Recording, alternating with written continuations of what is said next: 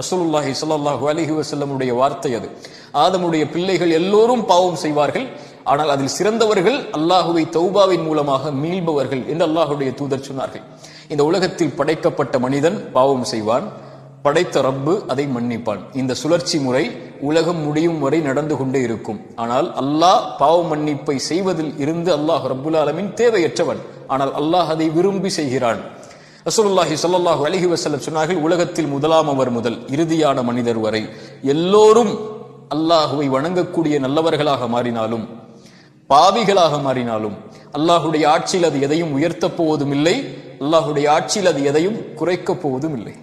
மனிதன் பாவம் செய்வான், அல்லாஹ் ரப்புல் ஆலமீன் மன்னிப்பான். ரசூலுல்லாஹி ஸல்லல்லாஹு அலைஹி வஸல்லம் சொன்னார்கள், அஸ்னப அப்துன் தம்பா, ஒரு அடியான் பாவம் செய்கிறான், அது நானாக இருக்கலாம், நீங்களாக இருக்கலாம். பாவம் செய்கிறான், பாவம் செய்ததற்கு பிறகு இறைவனிடத்திலே வருகிறான், இறைவா நான் பாவம் செய்து விட்டேன், நீதான் என் பாவத்தை மன்னிக்க முடியும் என்று கேட்கிறான்.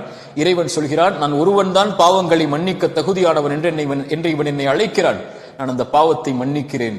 இரண்டாவது முறை மீண்டும் வருகிறான், இறைவா மீண்டும் அதே பாவத்தை செய்து விட்டேன். அல்லாஹ் சொல்கிறான், நான் ஒருவன் தான் பாவங்களை மன்னிக்க தகுதியானவன் என்று இவன் இடத்திலே வருகிறான், இவன் பாவத்தை மன்னிக்கிறேன்.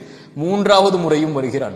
மனிதன் பலகீனமானவன் என்று அல்லாஹ்விற்கு தெரியும், அவன் பாவத்தை மீண்டும் தொடர்ச்சியாக செய்வான் என்று அல்லாஹ்விற்கு தெரியும். அல்லாஹ் சொல்லுவான், இவன் பாவத்தை செய்தான், மீண்டும் வந்திருக்கிறான், இவன் பாவத்தை நான் தான் மன்னிக்க தகுதியானவன் என்று இவன் பாவத்தை மன்னிக்கிறேன், இவன் எதை வேண்டுமானாலும் செய்து கொள்ளட்டும், மன்னித்துக் கொள்கிறேன். அல்லாஹ் பாவத்தின் வாசலை திறக்கவில்லை.